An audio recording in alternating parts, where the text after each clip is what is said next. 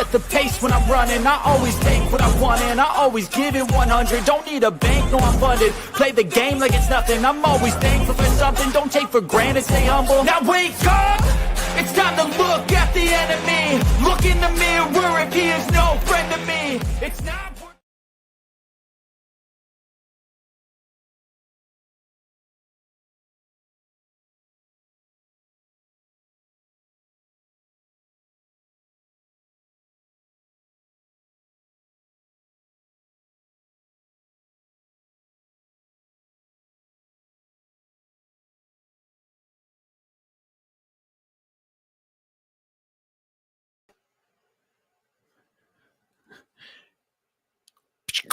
Hey everybody, how's everybody doing?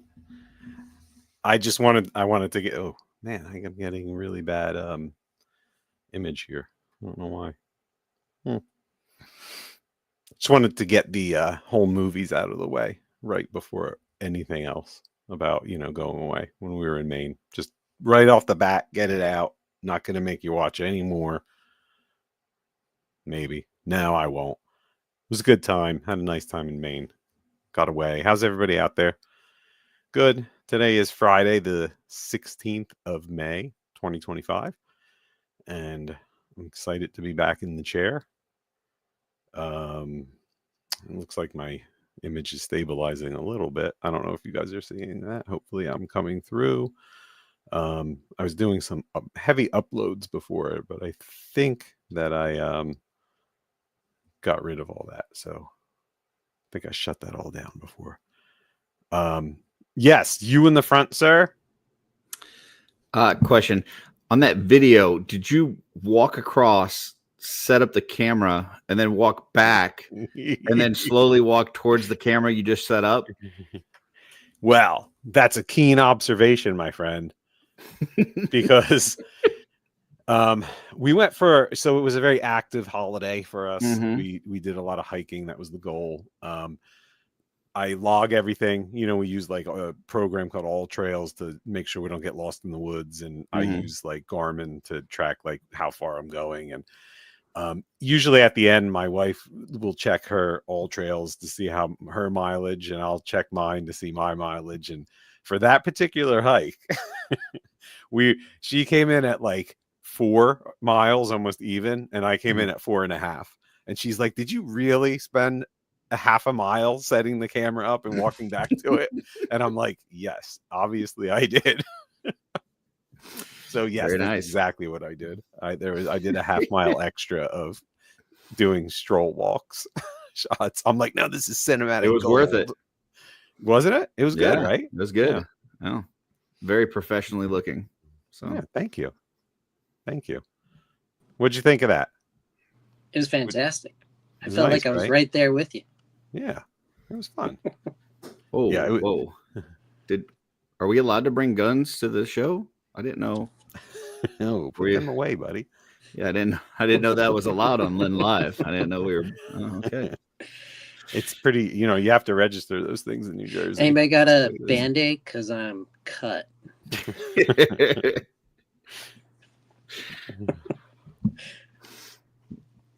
Yep. So, what's everybody up to? Welcome back, Lynn. Hey, thanks. Yeah, thank you. It was a whirlwind of a time for everything. As far as like, just from the first all the way through, man, it was crazy. There's a lot of stuff going on. Source figure, hello, buddy. Rob Zamora, Benny Torres. Benny, I sent your Buttercrock out today. Made sure I took care of that. Buttercrock out. Jeremy Govier, what's up, buddy? Doug Tupper, Customizers of the Week. How you doing, Doug? Saw that. Yeah. Zombie 13. Hello, Eric. How are you? Twizzler 19. Hello to you. Lucky I did Sprinkles. See that Eric had a question there. He wanted to know if you found a good stick. I bring my own stick. Oh. Okay. Do you want to hear my stick story? Love to hear your stick story. It's amazing. It's like Epic Quest. If you love like high adventure. So if there's one thing that any middle-aged man loves, it's a good stick story. Yeah. So we went on a hike. I want to say it was maybe like 9 months ago. And it was a local, it was about like an hour away. It's a forge in the woods. Basically it's in New Jersey, and it's the county bought all the property surrounding it, and they made it into like hiking trails. Mhm. Well, it hikes to a forge, which was a forge from the late 1600s. So Mhm. this is a forge that made cannonballs for the Revolutionary War and muskets. Oh wow. It's old, and it's all, obviously there's not much there. It actually was seized from the original owner and all the property because he was a loyalist to Mhm. England. So they took it from him and just gave it to someone else, because apparently that's what they did back in that day. If you Really? were like a English Just loyalist, confiscated your land and they gave it away, literally, huh? yeah, like these people would literally, like, they wouldn't give up their loyalty to England, and Mhm. the colonists just said, okay, then you lose everything. And as we're journeying in this area, we're learning that happened a lot. Mm. A lot of the land is, when you look at the history of it, it was turned over at certain times to different people, and the guy who took the seized land, like who was granted it, had Mhm. it until his family had it till the 1950s, which is, crazy. That's a long time. So when you take this epic hike, you get back to where the forge, the actual forge was, and it's kind of like this unwritten little tradition where walking stick makers, people that make like nice, like carved, finished walking sticks. Fancy people that they can't just find them; they got to make them. Right. Gotcha. Well, no, people make them as a hobby, and then they leave them along trails for hikers Oh, to find. that's Trails kind of So nice. so it's like, so we get to the highlight part of the hike, and there's like epic loot there. There's like it was like my quest item, and it was the perfect size, perfect everything.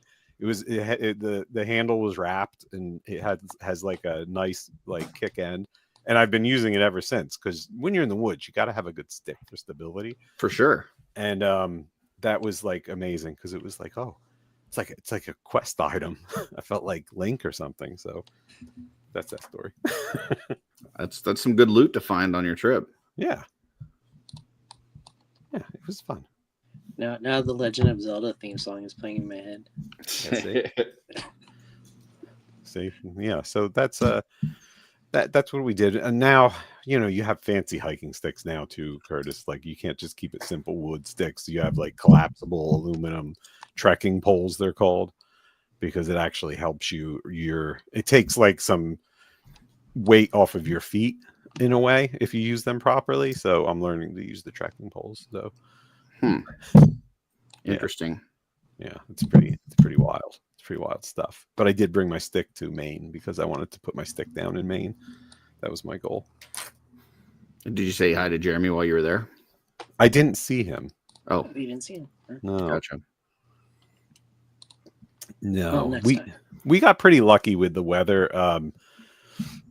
Not super lucky. It was pretty crappy actually, but like when we went to actually do something, it broke enough that we could do it. So there was it was a lot of mist, a lot of overcast.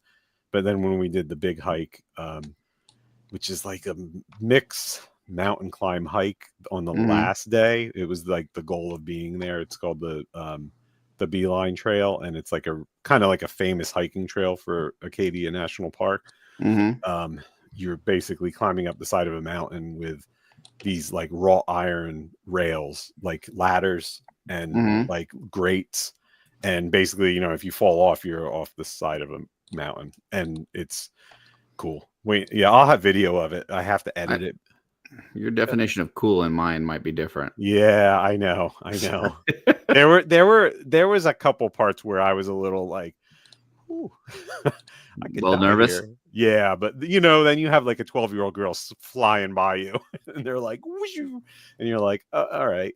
But it was pretty intense. It's an expert level like hiking like trail. The lead up to it is you're basically like from the trailhead start, you're going through almost like a stream bed, but with massive rocks, like boulder size, like this size or smaller. Yeah. And it's not easy to get to the base of the mountain. And I think I realized after we did it that they did it on purpose. So this way it like would weed out like someone with like a Wimps. walker or something. Yeah, like if you can't get to the base of the mountain, then clearly you shouldn't go up the mountain. So, Gotcha. and it was pretty cool. It was pretty wild. Well, I'm glad that you had a good time Well, thank you. and got some much needed rest because it's been a busy year. Yeah, it's been a busy month. We had the Easton show that we kicked off with, the one in the Lehigh Comic-Con, and that was great. We had a really good time. We had our own like little room, not little, decent sized room that we were in with other like members of the community, like G and Dub and Brett Stoddard, who you might know from his photography and now his fodder. Yeah. It was a lot of people that we knew, and we were all in the same room, and Big Papa Pump was on the other end. I was on one end wall, and Big Papa Pump was on the other wall. And we didn't get too close to each other because I think he Did you have a math off at any point? No, I didn't want. I think he was staying away from me. He knew better than to get too close, so he stayed against that I can see wall. that. But I'll tell you what, that guy kept Big Papa Pump kept that kept that chainmail thing on the entire show. He never took it off, so it was pretty impressive. Awesome. Yeah, and as far as shows go, it was good. It was packed. Like there was like 200 vendors there. It was a big show. I never got to walk the whole thing because it's like a fast show. It's like 8:30 or something early bird to 2. So it's a super quick show. I ran in the main room for a second because I had an old friend of mine from years ago that does like 3D printed helmets and props now, which I didn't know. And he saw me and he's like, "Oh yeah, I'm in there selling." And I was like, "What are you selling?" And I went in there to see it, and he had all this cool stuff, and I was like, "Wow, that's really awesome." And I haven't seen him probably in like 5 years. So what was he? What it was he like doing? stormtrooper helmets. Oh, okay. He had like a really cool like painted up ones and stuff. Yeah, he paints them too. Gotcha. He like airbrushes folks them. do that. Yeah, they look nice. They're like finished product. You know what I mean? Yeah, they're really nice. I guess he does a lot of commission work. It was cool, but it was a good show. Everyone seemed to really enjoy it. I would say Brett Stoddard was the star of the show because he had this like insane amount of fodder. I heard not only did he have a lot of fodder, but that he was making some really good deals for folks. Like folks were creating like whole figures, and then it was like $20, whatever. Yeah. So that's pretty much what he was doing. And even I grabbed like I think I grabbed all of his I grabbed all of his 2.0 goblins. And I grabbed a bunch of good pickup. I think he had one or two the female workbuck, like he had what's her name? The Queen Urxa? Yeah, I grabbed her. Oh, wow. I grabbed the red demon lady. Zarya. Yeah, which I had, but it was like, it was cheap enough to get another. And then I grabbed this from him. I brought it. This baby. Nice. One of those. This is what a D20. D20. Yeah, D20 wolf. Yeah. I figured, well, it's a wolf. Like I should have it. And he gave me a kind of price that was ridiculous. And I was like, "Are you sure?" type of thing. And it's cool. It's really cool. I always wanted one, but I didn't want to, I'm not being cheap. I realize it's worth the price, but I didn't want to pay like that fool. It's a price ticket for sure. I mean, yeah. So it was great. He had a ton of stuff, man. It was absolutely nuts. And and then it was like a day to pack the next day, so everything got basically put in the garage, and a day to pack, and I was gone 5:30 the next morning. Wow. So I didn't start kind of dealing with everything in the garage until the last 2 days. And and I was kind of realized like how much stuff in there that has to get reorganized and everything.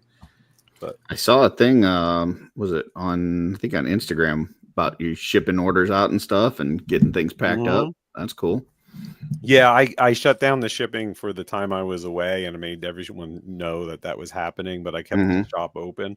So yesterday I caught up with all that. So everything's out. Today there was one straggler order that just because he chose the wrong shipping option, I had to talk to him, and I got that out today.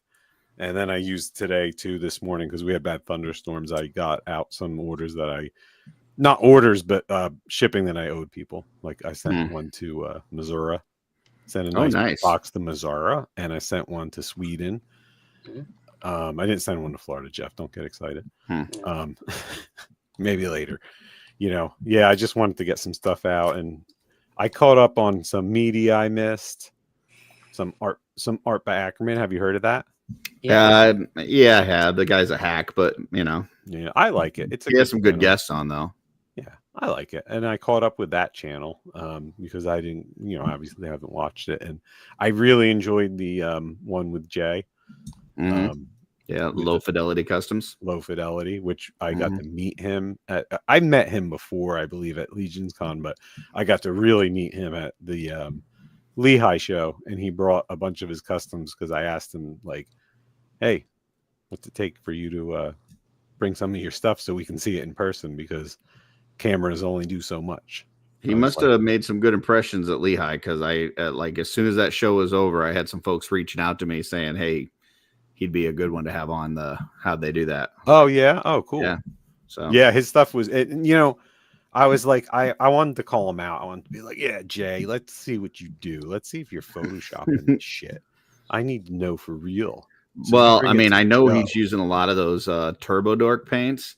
Yeah. And the thing with those, especially the color shift ones, I just know from personal experience, like they look way better in person than they do like in pictures, because you can't. Something about, I think Dub3 was telling me this once, that like the way that a camera is set up, like it can't capture the different colors and stuff. So when you see him in person, it's like, wow, this is really good stuff. So yeah, he was trying to show me, like, we almost had to go outside to get the best like view of it. Yeah, if you get like sunlight on that stuff, holy cow. Yeah, and the stuff's just like super cool. So he actually was kind enough to let me borrow them so we can bring them to the next couple shows that we're doing to show people, because I think it's something people need to see, and I love doing that. So when I was repacking today, I was looking at them again, and I was like, man, these are so crazy. They're just really cool. And I really love the way he said in that episode about that a lot of times he's trying to recreate that like black velvet, black light art from the 60s, because that's the total vibe I get from it. Oh yeah, like as a, like, I don't know, 12, 13-year-old walking into Spencer's, like going to the back where all the posters were and stuff. Like that's what it reminds me of, Posters just kept getting crazier the deeper you got. Yeah, further back in the store you got, the more kind of weird it got, and then eventually you get to a spot where your mom's like, you're not supposed to be back this far. That's right. Turn back. Yeah. So that's just kind of a summary of everything. It was a good time though. I know Hedgehog, John has a ton of footage from the show if anyone wanted to see it. This guy, Hedgehog Action. Hey Kevin, what's up, man? He took a lot of video, and there were there's a lot of vendors at that show, and like I said before the show, there's a lot that you don't normally see. So if you want to pick up some cool toys and stuff that like isn't picked over like by a million people, like it's a really cool show to go to. If you're looking to spend money, and you can sell too. He has another one in September, and we don't hit the same shows twice as far as like the Wolf King 4 Horsemen combo, the 1-2, because the people already got a shot for you to come out, and that's it. They only get one shot, one opportunity. You got one shot. Sees everything they ever wanted. Yeah, you get one shot. Hey, what's up, G? What's up, buddy? You get one. Yeah, so I'll do the one on the 20th if the stars align and my schedule aligns, but I'm going to be doing it as like just with my toy stuff. Like, just extras of stuff I don't want anymore. If I finally decide to get rid of that classifieds, that's where it's going to go. You know, Cool. I keep this. You know, I keep saying it, but I don't do it. Just do it. Or don't do. Mm-hmm. There Either is way. no- yeah. Yeah. So it was a good one, right? G, that was a good show, right? So this weekend, I think is this weekend's IshCon? Like, is it Yeah. now? Yeah, Is that why? I saw a post from Tanya right before this that she's setting up her table. Oh, right I saw that too. I wasn't Yeah. sure what that was. Okay. It's a setup and a hallway swap from 5 to 10 tonight. And then the actual show starts tomorrow at 11 or earlier. Oh, okay. All right. Well, everyone enjoy yourselves down there. And if you're close to there, go there because I'm sure it's going to be a great show. I was wondering where our purple friends were, you know, in the chat because Jordan's usually always here, but those guys are busy, I'm sure. Yep. And that's good. I hope they have a good show. It's cool. Any show that's a toy show is a good time. And I know they're making it like chock full of events type of things. You know, I think I heard Dirk's doing like a painting tutorial thing one day. Detour setting up, Kevin. Okay, Detour setting up. That's cool. Stefan's a great guy. Mhm. And yeah, I'm sure that it's going to be a good time. They're doing like bingo or something, and you know, any way you can keep people engaged. Mm-hmm. Mm-hmm. That's right. So yeah, that was Easton. And then speaking of Easton, Jeff, because I know that you were wondering what we're gonna do. Oh wait. Uh-oh. I'm not fully prepared, people. Did you get too far off the list? No, I just didn't bring up the one that, you know, the giveaway tool ahead of time. Probably because you didn't have your list ready. You're absolutely right. How did you know? You just been away for a while, and you know, sometimes you get out of a routine and then you get back into it and you're like, oh yeah, I'm dumb. I should have remembered this. Yeah. Like I was painting the other day and I was trying to thin down a wash, and instead of using a medium, I used water.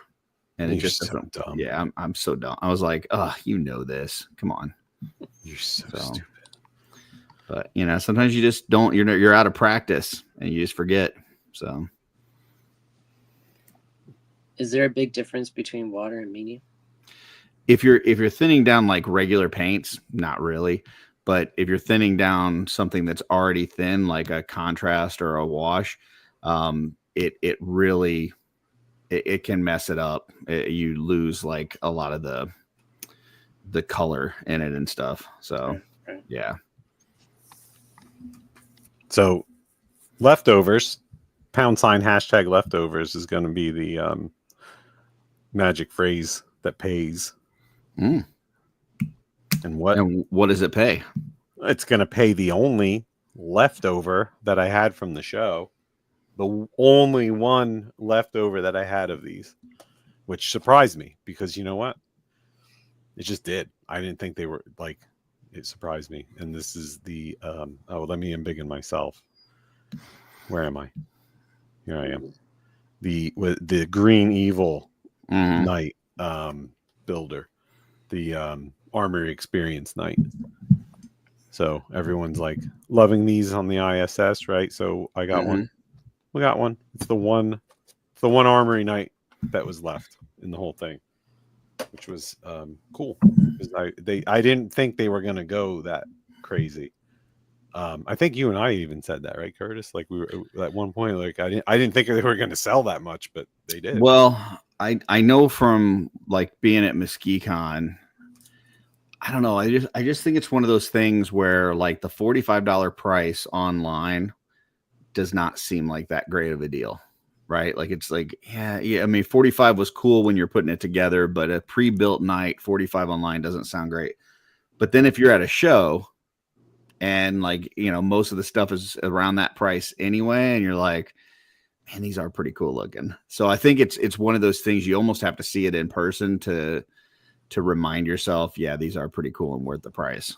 So also the paint apps, like again, photos don't give it justice, and then you see it in person, you're like, oh shit.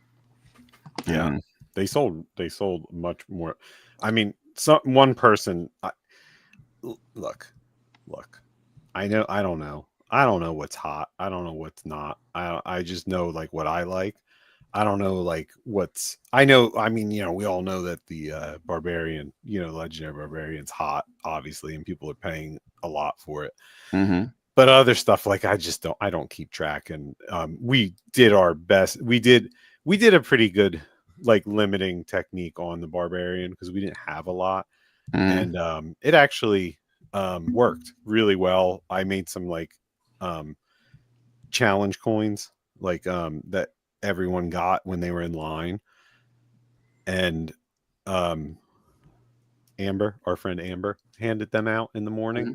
So like everyone that was in line was able to come in and get one during the VIP. They were able to trade in the coin for. I heard that on Forest Horseman of the Clock. They were talking about it. Oh, really? Yeah, I'm not sure if you caught it, but George said you're kind of a genius. Oh, He said you made these like really cool, awesome coins that everybody would want to keep, but then you make them turn them back in to get a barbarian, so then you get them back. yeah. He said it was one of the most genius things he's seen. Yeah, it was cool. And then I gave him back, because I told him, I said, okay, when you turn So you didn't say that part. well, he wasn't there, so he didn't know. Gotcha. He thought it was cool because like you created these things and then you make them turn them in to get the barbarian. Well, and then now you've got them for the next event. The flip side, the front, they said Easton, PA on them. Oh, so gotcha. I'm not gonna hold on to them for a year. And the year they had Easton, PA 2025. So, gotcha. I wanted them to be a souvenir. So Amber told everyone like you turn it in, and then after 10 o'clock, which is when the VIP ended, you can come back and we'll give you one. So like we were just giving them all out like throughout the rest of the show. And I sent a bunch to the studio back with Cookie because I knew they'd want to see them. And they were cool. I like spray painted the suckers. I dry brushed them all. Did a little work on them. There's a few headed to Missouri today, so don't worry. Oh, really? I got you. Yeah, I got you. Very nice. Very nice. None to Florida though, Jeff. Maybe. I'll say. I gotta get on that mailing list. I know. Someday, you have to do things. You got to tell me. I do have to do things. Yeah. I am behind on doing things. That's true. Yeah. No, I have some extras, man. I'll save you one. Yeah. G thinks the coins were cool. Thanks, buddy. And it was fun. There were people taking them that like I was giving them, and they weren't just taking them that were just at the show and wanted like a souvenir thing. It was cool. And it worked. If anything, it might have over limited, like because they lasted a while, like more than they technically should have.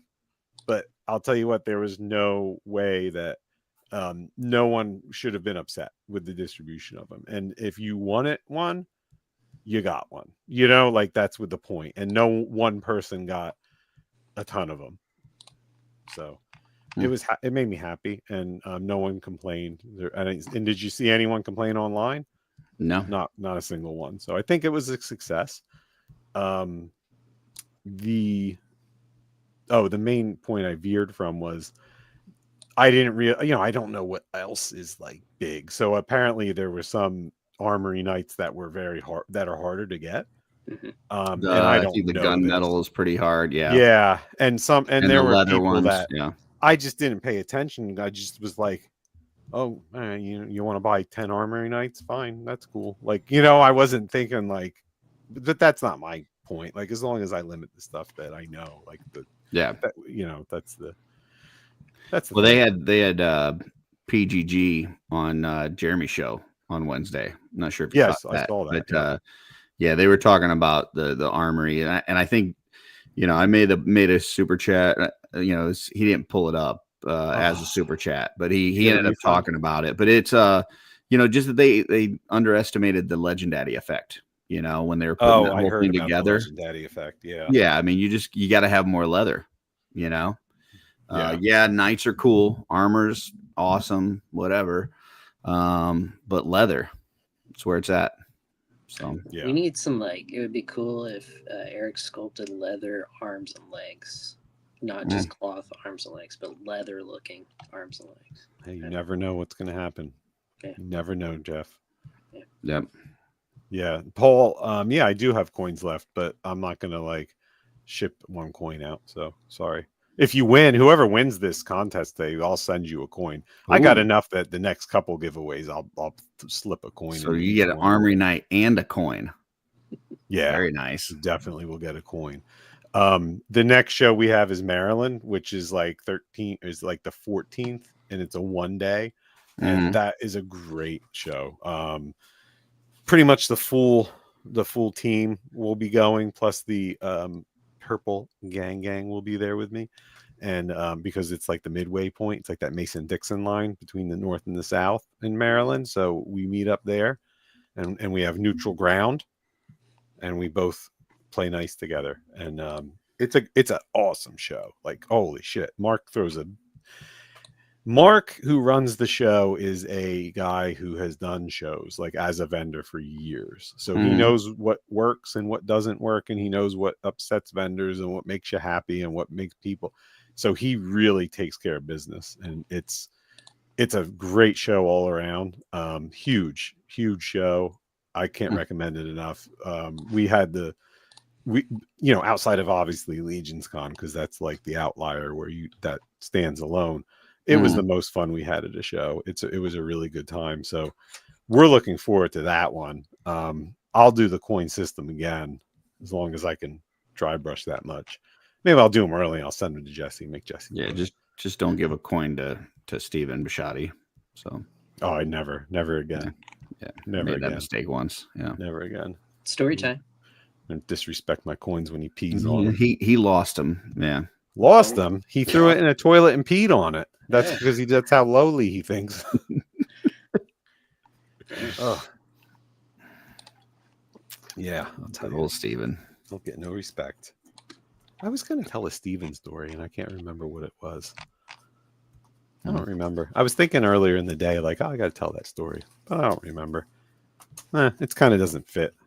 Okay. I saw that. So I listen to the live shows like podcasts. Like I just let them roll. You know that. Like I don't need that. I'm on the socials enough that most of the time I see the stuff they're talking about. Like right, especially when the shows that do all the news segments and all that. Yeah, like the like Pete when PGG was on Jeremy's show on Wednesday. Like I didn't really need to see everything because I kind of know. They're talking about figures that I know and whatnot. So I'm fine with. Sometimes it's like obviously like you're missing out. Like there's this one show on Sundays that does like a visual, and they talk for like 5 hours about like different things they see on Instagram. That's a little rough to do as a podcast because you're not seeing the picture they're talking about. So that one maybe not so much, but I typically listen to them like podcasts. And yeah, and I don't know what the point is of that whole story. Okay, I feel you, Len. Like some of the other podcasts in the community, and they do have one does have a YouTube show or goes and puts it on YouTube, but that when they talk about their customs or they're showing something, and then you're like, I'm listening as a podcast. What am I supposed to do? What am I supposed to do? Yeah, it is what it is. But that's just me. I like to multitask. I saw today that the Euro Boys dropped a new podcast. And apparently they must have talked about me in it or about Wolf King because I was tagged in it. And it just makes me feel like a horrible friend in person because I love those guys. They're just awesome dudes. And I've listened to a few episodes and I'm always spot on with how they feel about things, like they're amazing. But like when it comes to listening to podcasts, I tend not to like do the community stuff. Like I look at my podcast time as like escapism, because this is what I do. So like, it's not like it's more than just a hobby where like, you're like, oh man, like this is, I want more of this. Like sometimes when you're in it a lot and I don't give them as much listening as I really should. Well, they started, I think it was about a month ago or so. Maybe two. They started doing this segment where every so often they talk about 3D sculpts that are out at the time, like ones that they've either recently purchased or ones that they've seen that they're interested in. So their most recent one, they were doing that. They were talking about a bunch of the sculpts that are out from different folks, and obviously they had some Wolf King stuff in there. So Okay, and this was the one they dropped today. You're talking about? the new one. And you listened to it already? Yeah. I'm about halfway through it, so Yeah, I listened to you some were of like- it in the shower, some after I got out of the shower, and then if I'm not really scrubbing up, I can't listen to European accents and stuff. Like I That's gotta fair. I gotta get all the clothes and stuff off. So Yeah, that's fair. I mean, you were very committed. Hey, just Shelton's there. What's Hey, going Jesse. on, Jesse? How you doing? Yeah, I mean, I like it. I listened to a few, but like I said, it reminded me when I was thinking of that today. It reminded me of a story from years ago when I think it was like ZoloCon when Steve came and we went to lunch and we were talking. CB was with us and they were talking about podcasters of the universe. good show. And I love Poe too. It's a great show. And CB admitted like he didn't listen to it, and you just saw Steven's little heart go like, oh. But it was because he had a valid reason. It's because like he said, this is my work. This is my everything. When I want entertainment, like I can't like escape to that. So it's just too much. He's like, I'm sure it's an awesome podcast and you guys do an incredible job, but and at the time I got it, but I couldn't relate to it. And now, now I'm in a situation where I actually can relate. Like, and I was thinking of that. I'm like, oh, you know what? I remember all the like years ago, like CB saying that and not getting it. And now like I kind of get it. You know what I mean? I guess I'm making excuses. No, I'm a good fan, but I get it. I mean, I think that one is really fun just because it's a whole different side of Steven and even Jeremy as well. Like they're like giggly little kids, like it's it's so PG compared to like my wife is gonna kill me. So for anybody that hasn't checked it out, though, especially if you're into Masters of the Universe, dude, it's great podcast. Yeah, no, I wasn't trying to disparage the podcast in any way, shape, or form. Because that's how I took it. Great one. So well, I understand that. That's why I'm trying to defend my stance. I was just saying more of it in a topical like way of like understanding where he was coming from or that type of thing.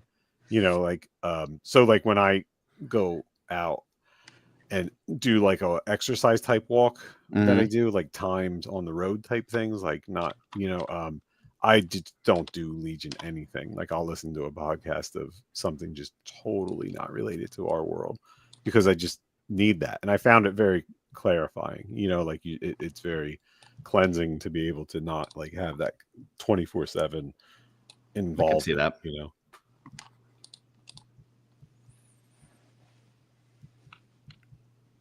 Yeah. So yeah, that's all. I don't know what my point was. Just talking. That's cool. Trying to make fun. Just feel bad that I don't listen to John Malcolm's and that I don't listen to their podcasts as much as I should. For me, like they have to send me a link to the show when they drop it because they know that I won't listen to the audio. I only watch the YouTube. So like John actually sends me the link to the YouTube when they drop it. Oh, that's funny. Yeah. You're so funny. I am. I mean, they're too cute to not see their faces, like I can't just listen to their voices. I guess so. I mean, they are definitely cute. I definitely get that. Like, I'm not saying there's anything wrong with watching them, but yeah. So yeah, that was it. I don't know what else is going on, Jeff. What's the news? What's the poop, the scoop, the info, the 411 in the world of Legions? I've been away, so tune me up. Well, we got some visuals for Cosmic Legions. They did behind the scenes or process photos of Hylar Kryn. That's Cosmic Legion's Ox Crew Book 2 Harrowzone character. He's gonna be the blonde, or not the blonde, the brown and yellow tusk armor. The Hold on, amazing looking one. I can There be you go. helpful. Here we go. There you go. I With can the be Sligo Riz head repaint. badass. I really like this color scheme a lot. It's awesome. Yeah. I don't know what it reminds me of. It kind of reminds me a little bit of Dune, like Yep. like the not the Harkonnen, but like the still suits. yeah, yeah. but for some reason I picture it more as the what is the Empire, the Shodakar? Is that what they're called? You know, the emperors, like soldiers, the super elites. Yep. It kind of like gives me that vibe. Like I can the see swordsman. them. Yeah. Like it's just that's really badass. Hey, get out of here, you. Get out of here, you. Yeah. Is that didn't they show more? Or was that it? That was it for that post, and then later that day, because that all came out on Wednesday this week. Chris and George showed the packaging art for Ox Crew Book 1 and the Cosmic Legion's character packs. With all that green, right? It's got a lot of green in it. Green, purples. Yeah. Sardaukar, Jesse. I said Sardaukar. What'd I say? I was pretty damn close, buddy. Give me a little nerd prop for that. Jesse's been very much in a I'm actually mood today. Yeah. That's okay. He's allowed to, as long as you're right. Yeah. If you're in actually mode and you're right, that's okay. Yeah, see, that's the problem I have with Jesse is that he's always right. So like, yeah, when he calls me out on the actually, he's like, then you just look like a jackass. So. I like what Eric wrote: blueberries on mustard for the Hyler Crane, or is it mustard on blueberries? I'll tell you what, blueberries are everywhere in Maine, where I just was. Blueberries everywhere. Blueberries in the lobby of the hotel, like fresh blueberry muffins all over. It was like all the muffins you can eat. Do you know the Muffin Man? You can call me the Muffin Man because I ate so many of them. Nice. Yeah. I think the funniest part is when we went to the grocery store to pick up some stuff, the blueberries they were selling were all from New Jersey. That is pretty good. Because Maine is known for like blueberries, but I think the top producer of blueberries is actually New Jersey, which I owe actually my wife on that before we went to the grocery store. So when we were there, I made sure to show her where those blueberries were from. Well, actually, did everyone get to play with this guy with the Ganesh? I did a review on it. Yeah, you just tore him apart. Exploded. No, I mean, I still put them back together and did some popping and swapping and playing and all that kind of good stuff. He's awesome. I really Mine's due in.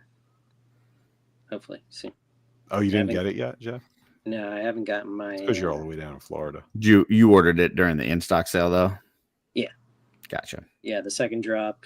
But yeah, that was a big order, so I still haven't gotten a shipping update yet. But it'll be coming. Well, he's worth waiting for. He's really cool. Mm-hmm. We had him at the East Lehigh show. We had him posed up. My friend Dylan. You know Dylan? Dylan the poser? Yeah. Dylan did some cool posing. I was like, Dylan, I need some posing. Well, him and what is Amber's husband? What's his name? Ryan. Mr. Amber, right? Oh yeah, Ryan. That's right. Ryan. Yeah, it's Ryan. I'm pretty sure. Ryan. Yeah. Ryan did some posing too because we set up Bishop and the what's up, Starscreen? Everyone, right? Like the two main Bishop and what's his face on them versus Gideon. Yes, Gideon and Bishop versus Necronominus and his horse. Cornubus. Yeah. Or as Terrence St. John says, Cornubus. Yeah. Which it gave me the idea of taking Cornubus's legs and using them as like the pokers for the corn on the cob to eat it like that. Yeah, and make it into a Cornubus. Yeah, that's a good idea.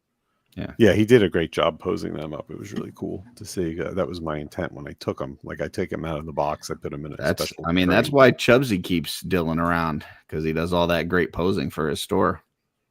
Yeah, he did a good job. I was like, I Yeah. need a poser. You look like a poser. He's a Starscream, great what's up, poser. buddy? Yeah, so that was good. Oh, I brought this up. Jeff, tell me about this. This is like the new freshness, right? This is today. This is today, around 10 in the morning, something like that. It's the teaser to Infinite Legions. Onel Design Faden will be coming to the Legions world on June 6th.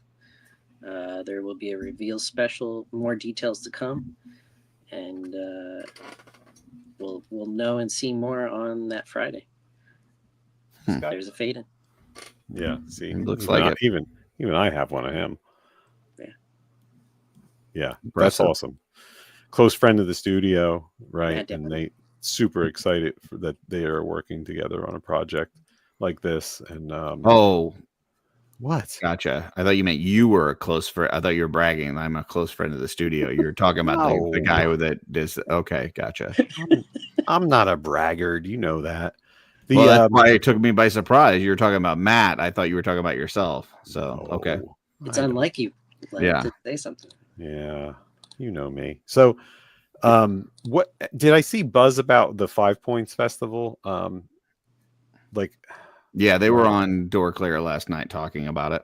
well, are they doing anything there with this? Did I I miss don't know that, if they're or- doing anything with it, but the guys that are doing this are going to be there at the 5 Points Festival. Yeah, I think they always are. I know that a Yeah. lot of the studio guys, like I'm friends with a lot of guys in the studio, Yeah. and I know they go to this because they tell me that because I'm friends Well, with them. in past years at 5 Points Fest, the Horsemen would just go there for fun, but they're actually going to be there, have a table and Legions there. So. Oh, are they? Oh, okay. See that I wasn't aware of that. And that was like the big news this week, or the big update for 5 Points. Okay. See, that's what I wasn't aware of, and I was seeing chatter of that today on the socials, but I was really super busy today, and I didn't really have time to sit and examine it all. But that's what I asked you, Jeff, because I could just be like, hey, what's going on? I try and keep updated. Try and keep it. Oh, and there it is. It's on the events. Yep, it's on the events page. June 7th to the 8th, 2025, 5 Points Festival, established in 2017. It does not have the place, but I know it's in New York, right? So it's in New Jersey. Oh, it is? Yeah. No, it's New York. Beacon, Ooh. Beacon, New York. Okay. Yeah, I was going to say, Jeff. I think it's I don't know states. Man, that's so far north. Like, ugh. That's because you're like, I know you're all like, oh, New York, New Jersey. What the hell's the difference? New York, New Jersey, Pennsylvania. It's the tri-state area. If you're gonna get the states wrong, so. Oh, I just lost Faden's foot. It just popped off. Oh no. Well, that's in the abyss of the carpet now. So we'll find that later. Sorry, buddy. Yeah, so that's cool. June 7th to the 8th. And when is the reveal for this? The night before. Well. On June 6th. I put 2 and 2 together. Oh, hello there, William. How are you? You might know how to put 2 and 2 together if you would have spent some time with Scott Steiner. Again, they put us a full room apart with like 5 rows of tables on purpose. William, I do have to say that your roads were the most horrible roads on my whole journey. Oh wow. Yeah, the Massachusetts like trail of that was like driving on maybe like 1820 cobblestone like carriage roads for the hot. It was horrible. It was horrible. I was like my wife and I both were like, what the hell is going on? I think they were remilling and resurfacing the highway like where we were on, and it was like no it was like a 4-laner, no markers at all. No lines, nothing, all ripped up. It was like, oh man, and everyone's going like 80. It was way worse than Pennsylvania, Curtis, and I know how you feel about Pennsylvania. Pennsylvania is it's just long and boring. But yeah, I mean, I not run into a spot where it's like, tearing up the car or anything. It was It would make the long and boring not so long and boring. Yeah, I can see that. Yeah, that it was the only part that was really a little like much, where you get a little anxious, but the rest of it was easy. I mean, once you hit Maine, there's still the border. There's still 4 hours of driving to get to where the destination was. So it was quite the trip. But Maine's great because it follows the rules of the road. It's a 70 mile per hour road, highway, and everyone stays to the right until you need to pass. So it was just beautiful. It's like easy. That was one thing that kind of bugged me when I was in California, even the main highway that we were on, because we were traveling back and forth between a couple of different cities. Like the most it got to was 65 miles an hour. I'm like, come on, man. Like it's it's a big long highway. There's not another exit for like many, many miles. Like, crank that speed limit up. Oh, you mean the actual speed limit was that? Yeah, the speed limit was 65. Yeah. See, I can't think of anywhere around here where it shoots up to that high to 75. In Maine, I was like, whoa, like I was surprised because I just don't think there's anywhere that you could really, because let's face it, what 75 really means 80. Yeah. So like in 84. Yeah. So Jersey, 9 over. Yeah. Like, 9 over, you're usually pretty safe. Yeah. Well, in Jersey, New York, like this Northeast region, it's all 65 because everyone's going 90. Like they don't want it to be like the Autobahn. So it's like, yeah, I mean, it sucks driving around here. But I had to make a journey on Wednesday, which is normal. Any other time is like an hour for me. And it took me an hour 45 minutes to get there, and then the rush hour like time home was over 2 hours. Like it took me an hour at plus to get home, and we never once went over like 45 the whole way. It was ridiculous. Wow. Yeah, but it's not that big of a deal. It was pouring down rain, and that's a lot of the reason it wasn't really that bad. 65 means going 105. That's a lot over. That's a lot over. I usually set my cruise control 9 miles an hour over the 8 to 9 miles an hour over the speed limit. I'm with you, Curtis. I do the exact same thing. Yeah. Yeah.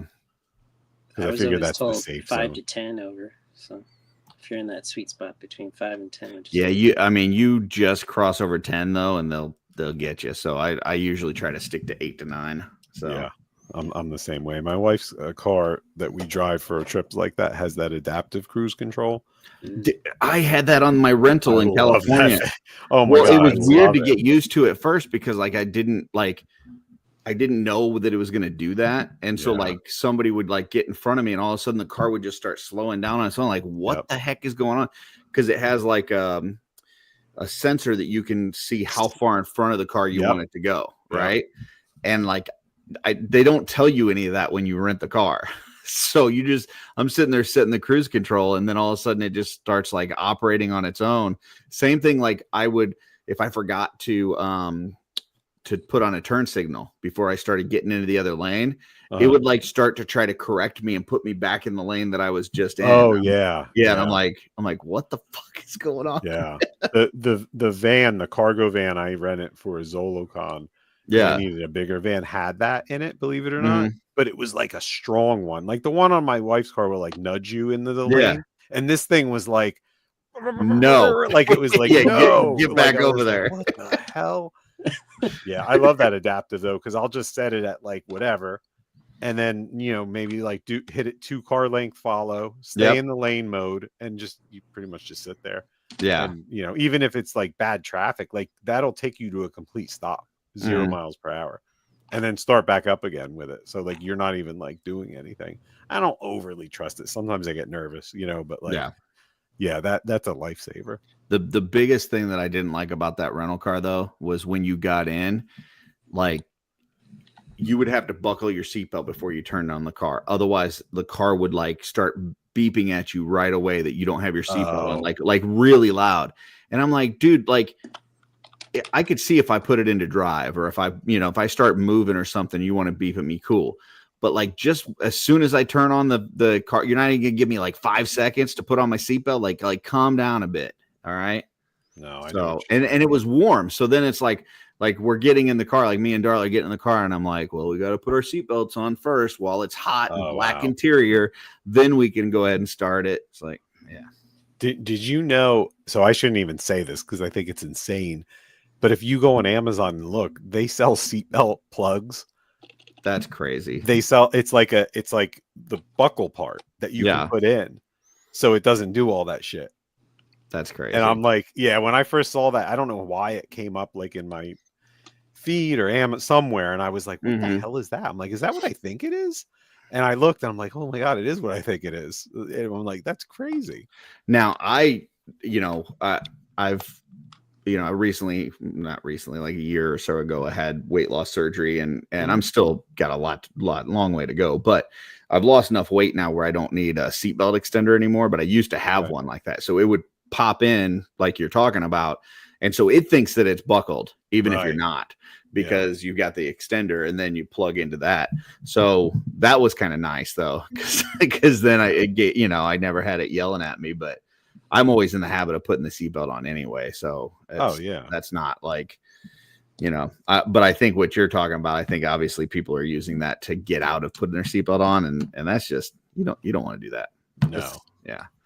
No, it's a simple thing that could save your life. So yeah, it's not that inconvenient. I remember one of my earliest cars I had like as a kid was like, it was a Nissan something and it had like automatic seatbelts. Did you ever have those in your where it goes like I've never had one. Yeah. And it would like take your freaking head off like if it was still in. It was such a pain in the ass. I think that's probably why you don't see them anymore. Oh, definitely. Yeah, that thing was a freaking nightmare. That car was crazy. It used to talk. So instead of like, if the gas went low and the light did you came have on, Knight Rider? That's what it was like. People like my friends would get in the car and they'd be like, "Whoa, what the hell?" So like, it was a voice. It was a woman's voice, and like when the gas would get kind of low, it would say like, "Your gas is low," and it was hilarious. And we're like we were like kids. So what do you think my friends would do all the time? Open the door when we're driving, like, because she would yell at you, your door is open. And so we'd be driving and my friends would be opening the doors and doing all this shit just to make it say stuff. Oh, that's funny. Yeah, I've got my Siri, I've got her set. You can change the voices on there. Did you know that? Yeah, so I've got mine set to like the female Australian one. So then whenever she's giving me directions, like instead of a parking lot, she says, "You're pulling into the car park." Oh, wow. Get that deep. Yeah. That's crazy. Yeah. It makes me laugh every time. That's funny. So Rob's saying it's meant for delivery drivers. He said, well, actually, it's meant for delivery drivers when you need to put packages in the back seat. Rob, I will say I kind of get that, Well, is that the actually guy? Yes, this is the actually. Yeah, that's true, because so the passenger side has the sensors in it, right? And it'll start yelling at you when it thinks so. Yeah, I never really thought of that, but that kind of makes sense. Huh. Okay. Well, thanks. That was well, actually, that actually was useful, and you taught me something. I'm still going to say that it's for people who can just drive around without seatbelt. There you go. Have you seen the clear plastic that you put on your? It's not clear plastic, but it has some sort of coating on it. You put it on your license plate to get out of the camera. Yeah, it's basically the same stuff. It's like the grip tape that you would put on a skateboard, and it's like reflective. And they will give you a really hefty fine if they catch you with that. Yeah. So just FYI. But yeah, that because like you go into these states, especially on the East Coast, like they do the, where they'll send you the stuff that you went through the toll thing and whatever. And they use your license plate. And so people try to get out of it by putting that stuff on their license plate, because then it can't it doesn't know where to send the toll stuff to.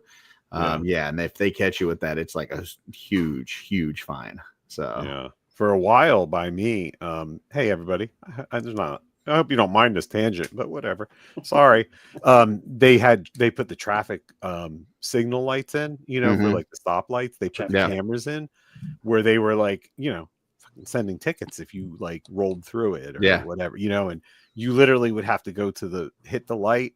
And if you were making a right, that is, because in New Jersey you can make a right on red unless it says you can't. You have to stop and go like 1, 2, 3, 4, 5, and then go. And no one does that. No one. Right. And they were like, it It's a was rolling insane, like how many tickets they were like sending out when that happened. But then, like, I think either a group of lawyers, someone fought it, and they actually got rid of all of them in our town, at least, like in this neighboring town, because they're all gone. But it was like insane, like the amount. I think one of the biggest, at least what I heard, was one of the biggest things against that was there was more of them in lower income areas than it was in higher income areas. So it was like specifically targeting poor people to. Well, why the hell would you do that? They're not going to pay the tickets. I don't know, but I don't know. Don't know, but yeah. Yeah, no, I know they got rid of them, but it was pretty crazy. Well, the bureaucrats weren't going to put it in their neighborhoods because then right. I don't want that stuff. Yeah, yeah. I know that they needed an actual police officer watching the cameras. Like it wasn't just like an automated thing, or you couldn't just hire like someone off the street to do it. Yeah, it had to be an actual officer of the law that sat and watched those cameras, like and did the ticketing, because that's the way it works. So maybe they figured it wasn't worth like the salary on that, like the pay also. So yeah, there was a lot of I don't know, or maybe they decided to like catch real criminals or something. I don't know. Who knows? Yeah, like this guy shouldn't be sitting at a desk all day to like maybe we'll put the cameras on. Maybe. Yeah. So maybe go do real police work. I don't know. Yeah. So 5 Points Fest sounds exciting. Maybe I can go to 5 Points Fest June 7th and 8th. How far is that from you? No, not far. If it's the city, it's not far. I just don't go there. I'd have to go close enough to where I could bum a ride. Yeah, I'll see if John's going. He likes to drive into the city. Yeah, I don't like driving into New York. That's a whole different thing. Yeah, I'm not a city driver. Philly's okay. Like I'll drive into Philly, but New York intimidates me for some reason. Not real big on it. I'd rather like take a train. Because you're walking here? Yeah, that's exactly it. You get all that. Yeah. Kevin says it's north of Tarrytown. Oh, so how far north, Kevin? Because I like Tarrytown. That's a nice area. Yeah, I know Tarrytown's Sleepy Hollow. Fool. Don't tell me. That's a beautiful area if anyone ever wants to go there, like especially around Halloween. They have a lot of cool stuff. The whole Sleepy Hollow Headless Horseman thing is really cool up there. We did that a couple years ago, my wife and I. Why do I feel like Beacon? It's 58 minutes north of Tarrytown. Oh, it's an hour north of Sleepy Hollow. Really? Oh. That's what it's saying here. Oh, interesting. Look, 40, Jeff. 49 minutes via train and an hour and 10 minutes via bus. Oh, it's that far north? I thought it was like closer to the city. So that's far from the city. That's because Tarrytown's not even the city. It's south of Poughkeepsie. I was going to just ask you that. I was going to say, how close is it to Poughkeepsie? So it's just south. It's Fishkill, Kevin. I know Fishkill. I stayed there. It's a great place. I like Fishkill. They have a really good it's the Marriott. I forget. So Jeff, Jeff, everything up there. I wasn't trying to. Well, actually, there's Peekskill. There's Fishkill. There's a lot of kills, and you might wonder what's up with all the kills. Well, kill is a Native American word for river or stream. So that's why. So it would have been called like fish stream or like pig stream. Do you know what I mean? Or creek. It's another word for like creek. So that's why, like in that in the Hudson Valley area, we call it, which is a beautiful area of New York, because not all of New York is the city, my friends. It's very beautiful there, and my wife and I actually go there a lot when we can for hikes and things like that. And there's a lot of kills, and you might wonder why. And I'm just told you, it's like the West Point area, like where West Point is, but that would be a little north. So interesting. So Beacon, I feel like I drive through Beacon. Okay, all right. Well, that's I have to put that on my list. I mean, I hear you like being north. It may even be parts of it that are north further than Canada. So, then you can find a good place to walk, find a good stick. Had we had our passports, which we did not, we could have taken a ferry. It would have been 45 minutes to Nova Scotia. So that would have been kind of cool to do. Yeah, I would have wanted to go the extra 2 hours into Nova Scotia to go to Oak Island, so I could check out what's going on there. Now, would you have gone there first and set up a camera and then come back? Yes, and then go there again. Okay. Yeah, absolutely. Yeah, I did that on the ferry. Yeah, like you see the ferry. Yeah, the camera. Yeah, look at this. Somebody caught us on video on the ferry coming over. I definitely didn't take the ferry first, set up a camera, go back, and then take the ferry back over. Oh.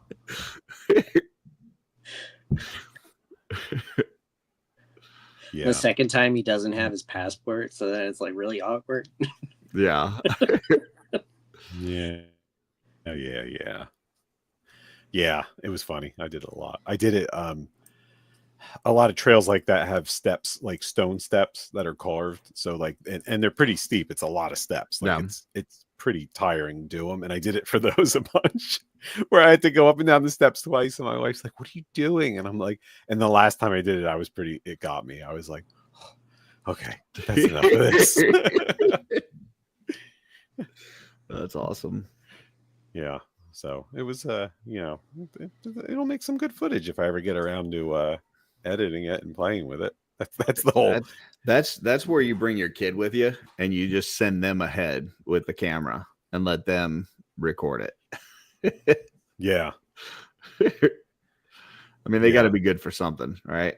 So Bill is telling us that, boom. Sorry, had to step away, but yes, they confirmed last night that the Infinite Legions will debut at 5 Points Fest. Mm-hmm. Cool. Yeah. Well, Bill, I just learned that it was in Beacon, New York, and not New York City. So I'm learning a lot here. I had no idea that it was like up north that far, which is actually pretty cool. So yeah, someone's baked potatoes done. Just so that's my daughter using the microwave. Oh, okay. She's making baked potatoes. I don't know what she's making. Hot Pockets. I don't know what you're making in there. Hot Pockets. Mac and cheese. Ooh. Oh, you do that you don't do it that way. I think it's one of those like tray ones that you have to microwave. Was it vegan? Is it like the vegan tray ones? I don't know. That's like glue. I don't know. She makes good mac and cheese in the oven, like the one with like the crust on it, like that, So I can't believe she's eating this microwavable crap, but yeah. That isn't. I mean, well, I think they make a Panera one. That's not bad. It's like a mac and cheese microwavable Panera one. It's pretty good. Oh yeah. Oh, Bill's saying this is the first year outside the city, so it's a big move for them. Okay, you got a visitor that just came in your room, by the way. Who? Oh, who? Me? Yeah. Hello. I know it's all right. I can't shut the door because one of your employees. Yeah, he doesn't like to be alone at all. Yeah. So that's kind of cool though. I did not realize that that's where they are doing that. So I actually might be traveling up that way around that time. So it could be a thing. Very nice. Cool. And I heard it's a good time. So cool. You want to give something away? Let's do it. Yeah, let's do it. How do I do Two it? things. What? A figure and a coin. And a coin. You get a coin too. Nice. And it's redeemable for nothing. I mean, I'm sure you could probably eBay it. sell it. So people are interested in those coins. Not that anybody Those are would, 3D printed coins. but yeah. They can I've got a try. 3D printed coin collection. Oh, my cat got the. Oh, well, I'll leave that up so I remember talking about it. So, let's give this away first, then I'll go to Jesse's comment because it was pretty funny. We're giving away this green meanie here, the bad green armory knight, and we're giving away a coin with it, which is redeemable for nothing. Ready? I don't like that they call it the evil knight armor. Like I think it should be called like the metal knight armor. Like it, like Yeah.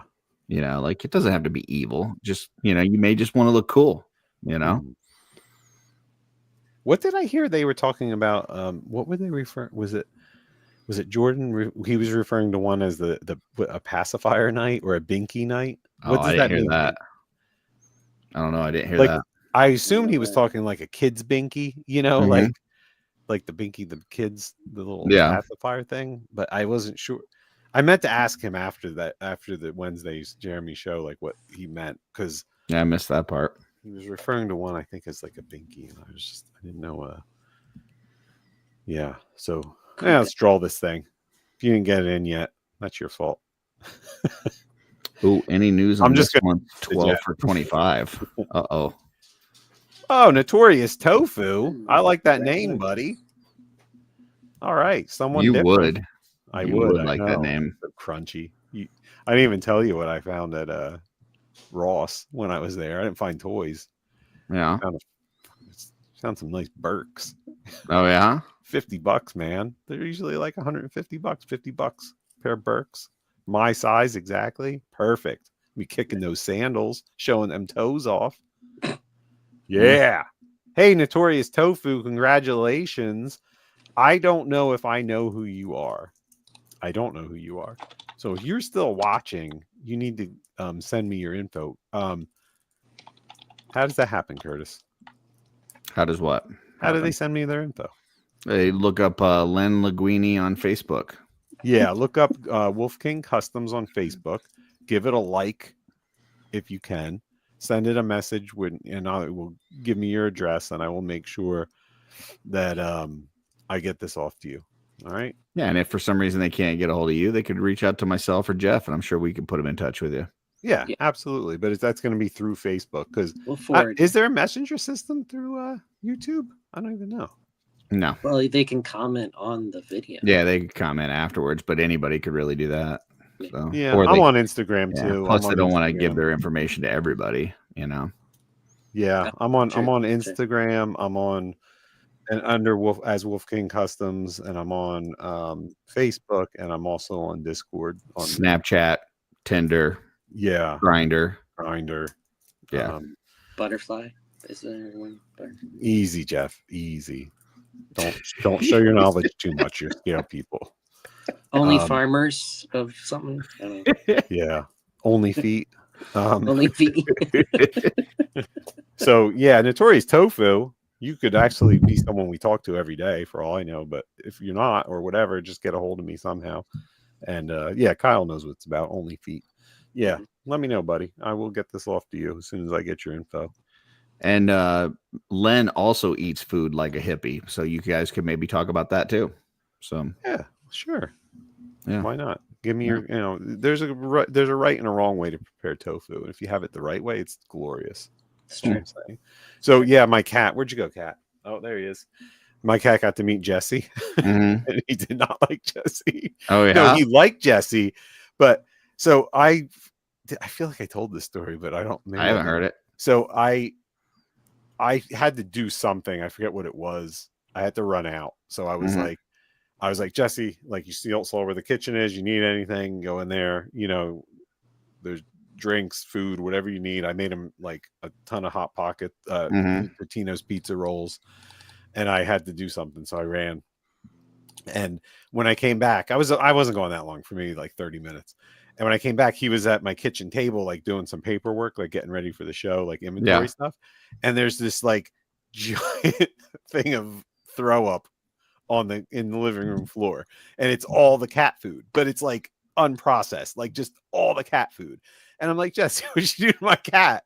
And the cat has this thing where he's like super food possessive, and he gets like when someone comes like too close to his food bowl, he'll just eat all the food. So because he's afraid you're going to steal it.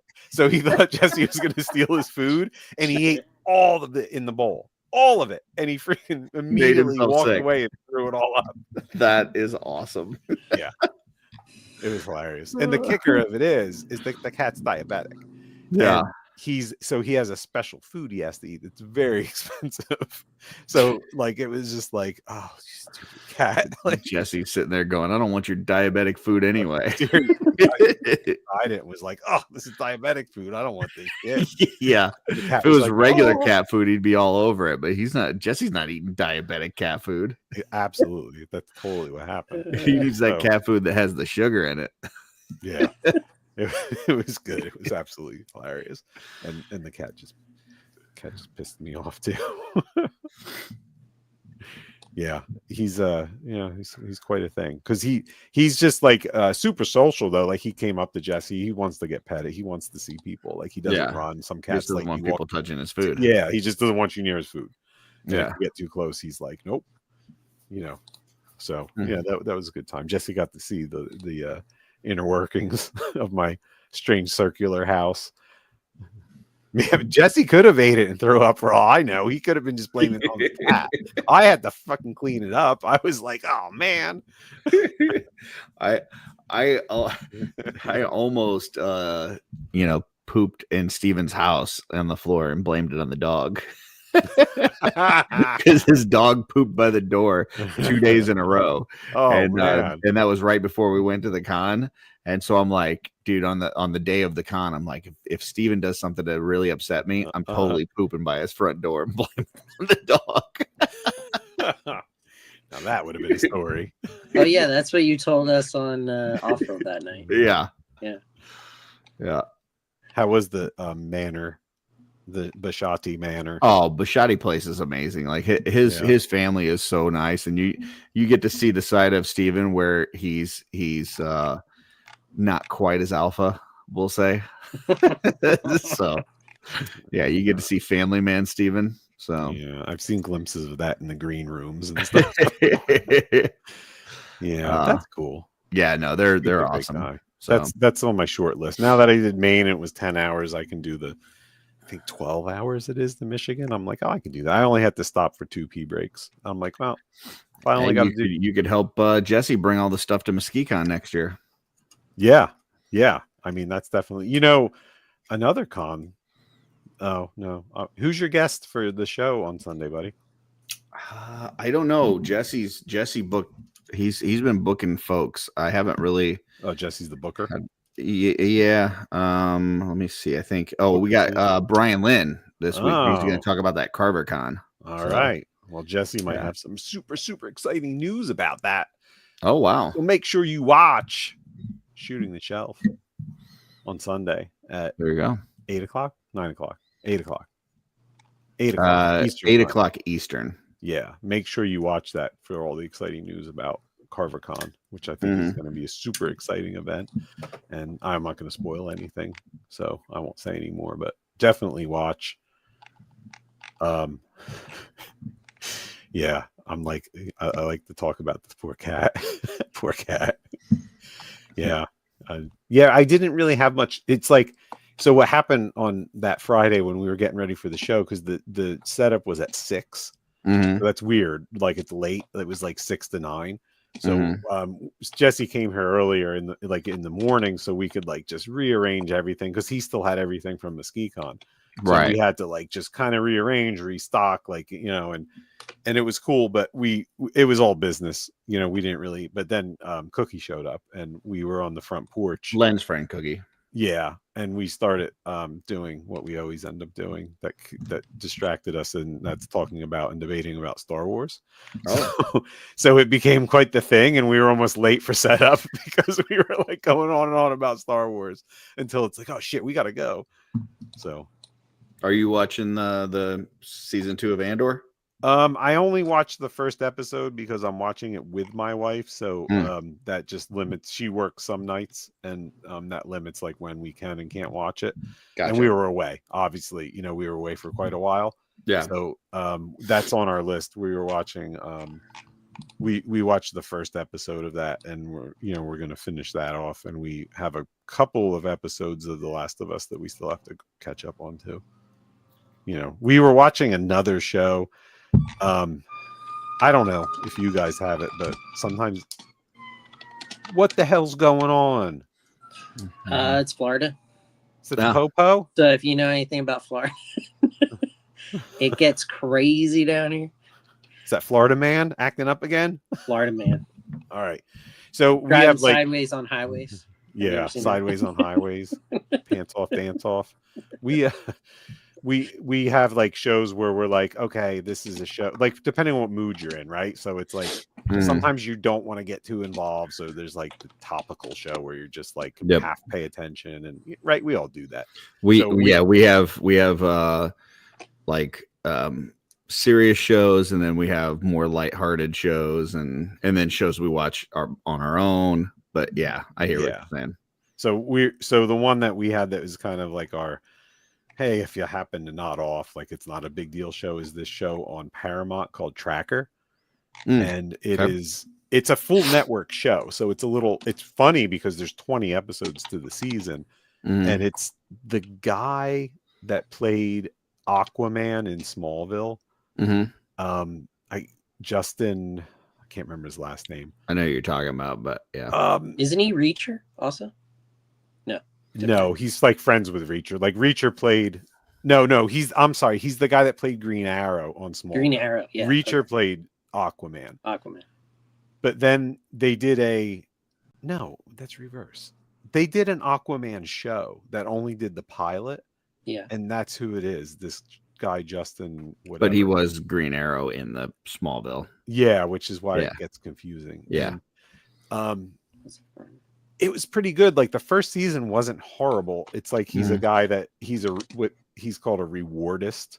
So it's like someone where like if you put a reward out, like your kid's missing, and you put a $10,000 reward, he will like show up and take the job and get paid at the end to find your kid. So he's like a tracker, like naturalist, like type of thing. And the first season had this like Justin Hartley. Thanks, Rob. Actually, Justin Hartley. No, he's helpful because Rob. It's like Robbie on the spot. It's he's there good, with the actually, yes, yeah. What is Mini Pete doing here? That's a blast from the past. The the first season had like a mythos running through it, like a mystery about him and his like background. And it was kind of cool because you would watch and it was like, you're like, oh, what's about, like, but then this whole second season has none of it. It's like they just totally got rid of it, and it's totally like episode of the week, case of the week shit, and it's like every other episode's written so poorly that we're just having a good time like busting on it, like being like, oh my god, it's so bad. So I don't know. No, Rob, we need your help. It's okay. For sure. You can help, Rob. You can definitely help. Paramount has one of my favorite shows of all time on it right now. That I'm just kind of watching it like on the side because I've already seen the whole series like 4 times. Hell on Wheels. What the hell? You seen that?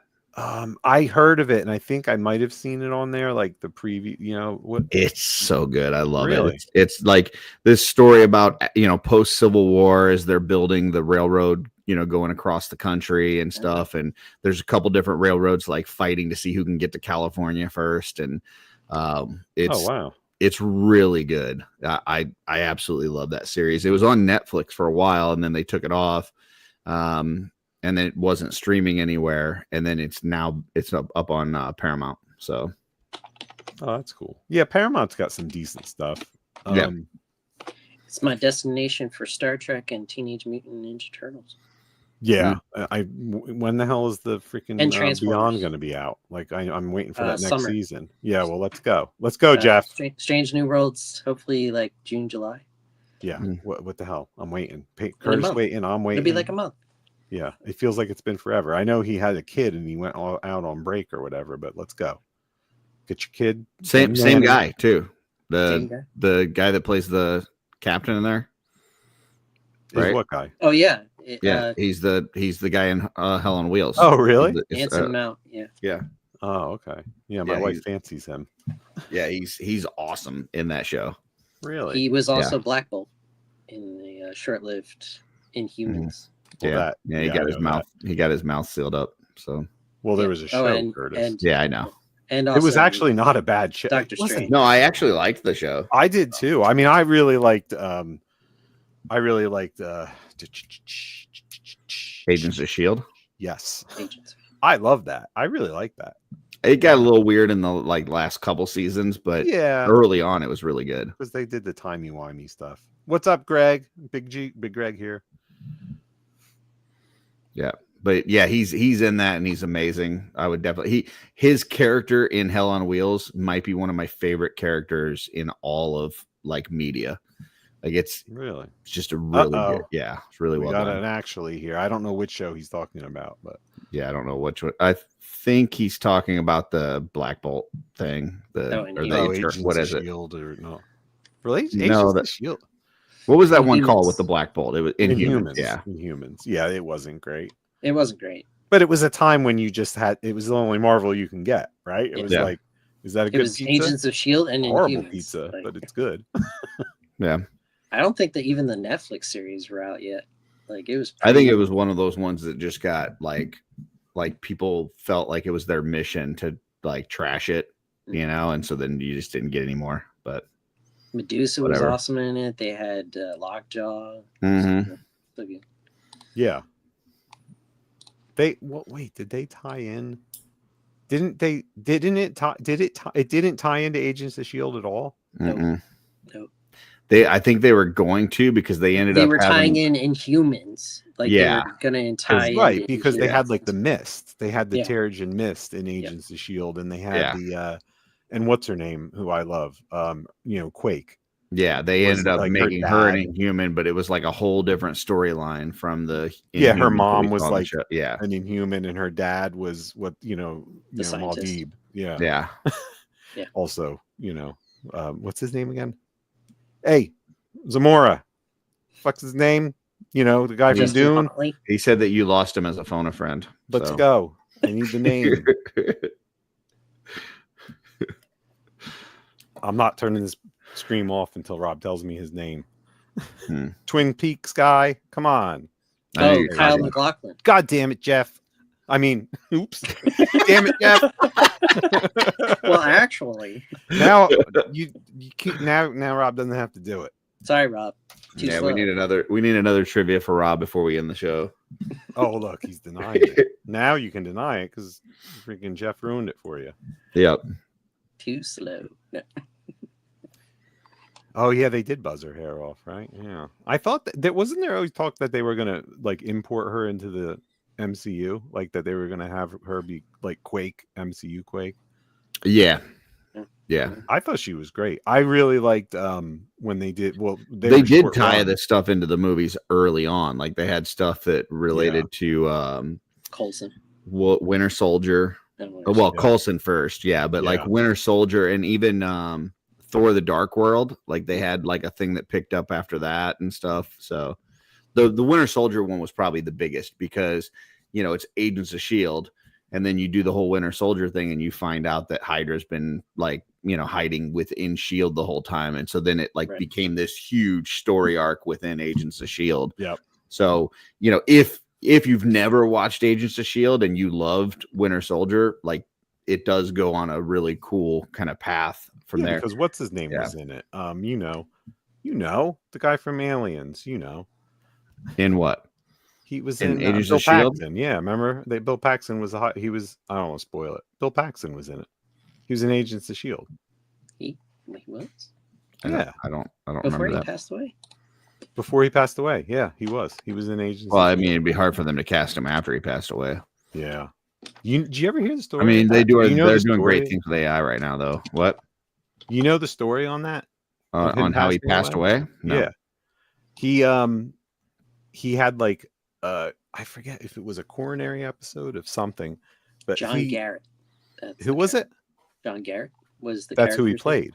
Yeah, it's a spoiler, so I'm not going to say anymore. But his wife sued whatever the hospital was that like he went to, and she won. Like for like what? Like they did something wrong because it was malpractice. Yeah. Oh, they fucked it up. Like he should not. I was listening to like an interview of one of his friends, and like they didn't talk much about it because I don't think they're really allowed to, but he shouldn't be gone. Like it was like a, because he wasn't that old. I mean, he wasn't like that old.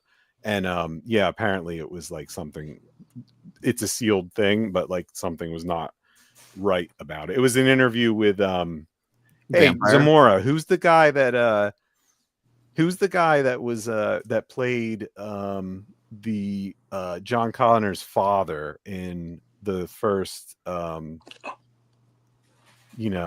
who is Terminator movie? And Sean he was Bean? in Ahsoka, or not Sean Ahsoka, Bean? huh? Sean Bean? No, not Sean Bean. No, not Sean Bean. Michael Bean. Yeah, Michael Bean. Say thanks. I think Starscream beat you to it. Yeah, so I was listening to an interview on him on a podcast, and he was talking about it, and it was pretty interesting. And that dude's interesting. Michael Bean, he's pretty interesting. That dude's seen some shit. Yeah. Oh yeah. Yeah, he's seen some stuff, man. But yeah, he was very good friends with him, and he had some a little late there, Rob. My new friend Starscream hooked me up. Yeah, but who spelled it right? Because they spelled it two different ways. I think Rob spelled it right. Well, there you go, Rob. Well, actually, it's with an H. Yeah. There it is. Yeah, but that was a very good interview, and that guy's like super interesting. Well, and they ended up doing this whole thing within the Agents of S.H.I.E.L.D. with that Winter Soldier one, where actually it's missing an eye. Where they had like one of the main characters turn out to be somebody from Hydra that was like infiltrated like their main team. It was like, oh shit, like it went. Yeah, don't spoil shit, because maybe one of these 10 people watching will like go watch it. I'm just saying I think it's good. Yeah. I liked it. Yeah, I liked it when they were tying it in with the movies and stuff, and then they just kind of went down their own path, and it got kind of strange, and they were dealing with a lot of anytime a show starts doing time travel shit, you start doing like going to the future, going to the past, the multiversal stuff. Space is usually in the coffin. Yeah, space, time travel, all that. It starts to get a little too convoluted. So if it had not started on Earth and it started in space, it would be okay. But when you start as like an everyman show on Earth and then you go to space, then it gets all weird. Yeah. Sorry, I enjoyed it. I liked that they had Mockingbird, who oddly was one of my favorite like characters in the comics, and they could have had her more, but they got rid of her. Like, dude, their Ghost Rider in that was better than any of the Ghost Rider movies that. Oh hell yeah, yeah, he was great. Yeah, that was the one who I can't remember him. Who plays he's a Terminator, and he's on Last of Us. Oh wait, is that his brother? Yeah. Oh, that is him, right? Yeah, shit. Now that you say that, oh no, yeah, right. Oh, that's funny. The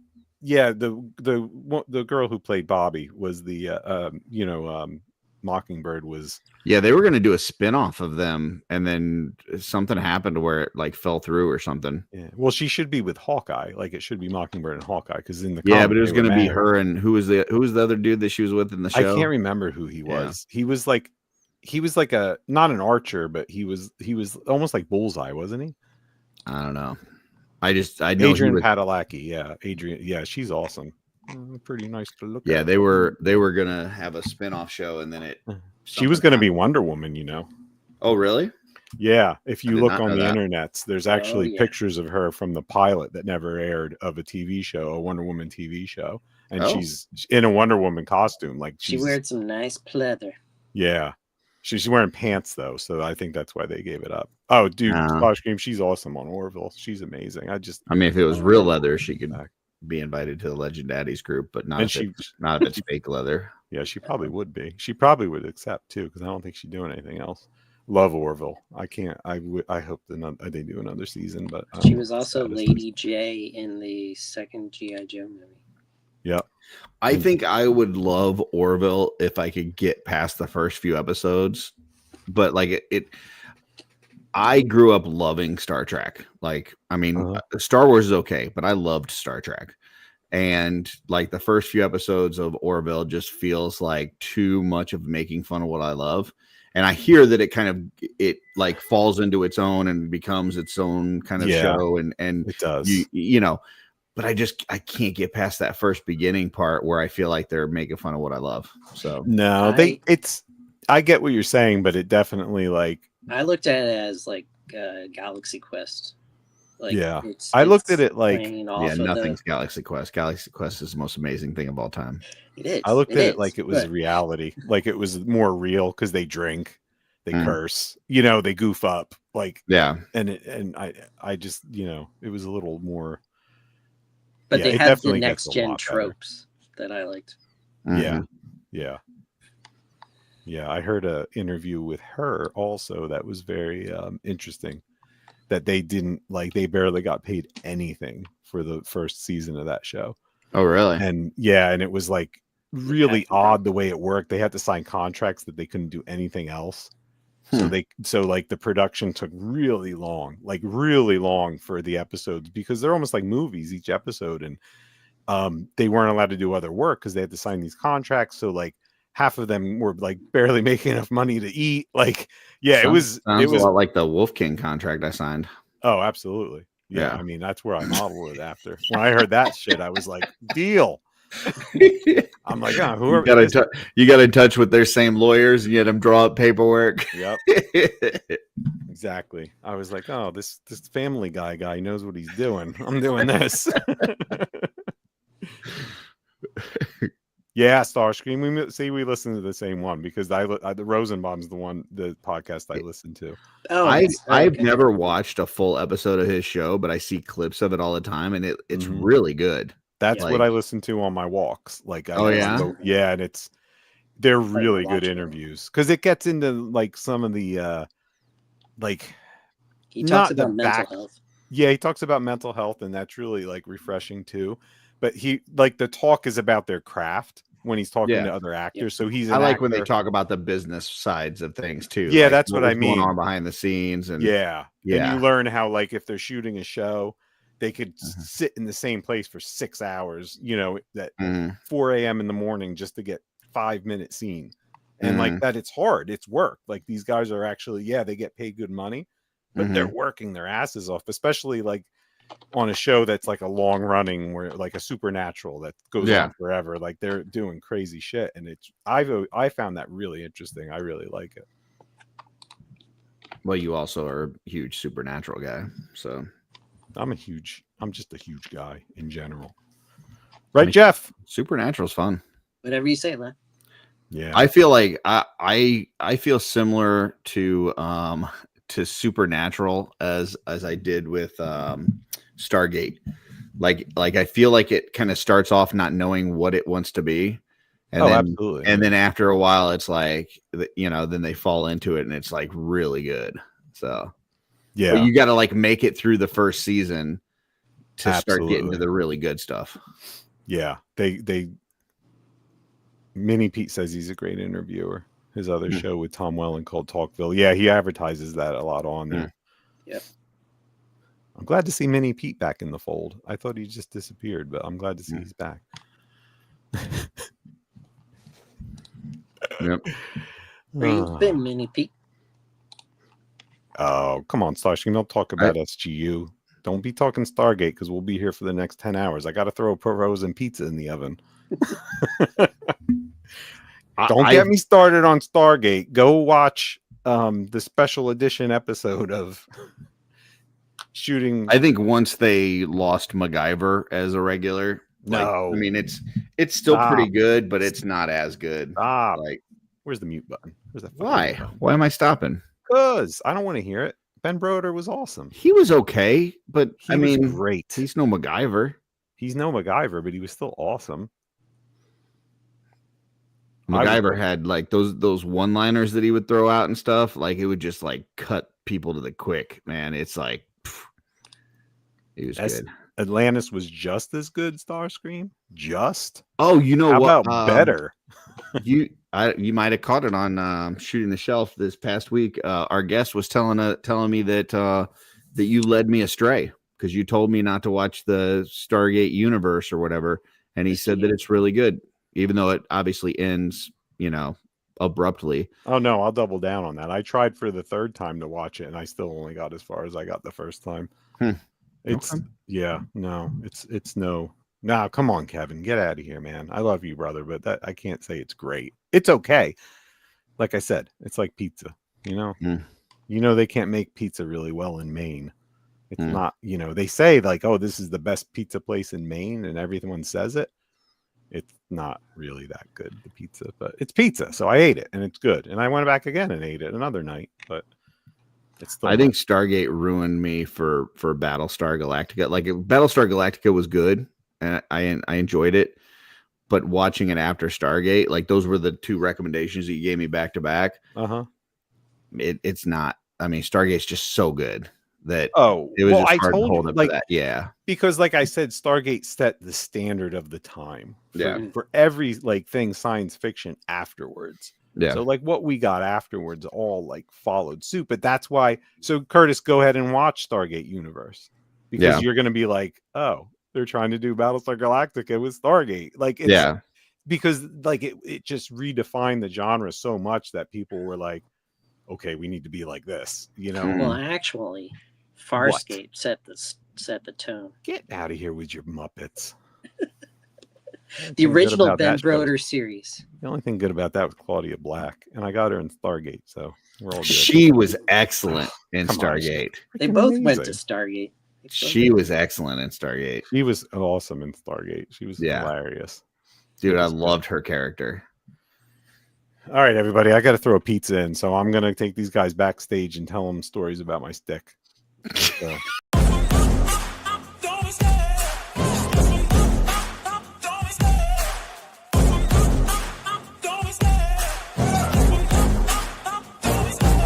Love the chase and the hunt, and I set the pace when I'm running. I always take what I want and I always give it 100. Don't need a bank, no, I'm funded. Play the game like it's nothing. I'm always thankful for something. Don't take for granted, stay humble. Now wake up! It's time to look at the enemy. Look in the mirror if he is no friend to me. It's not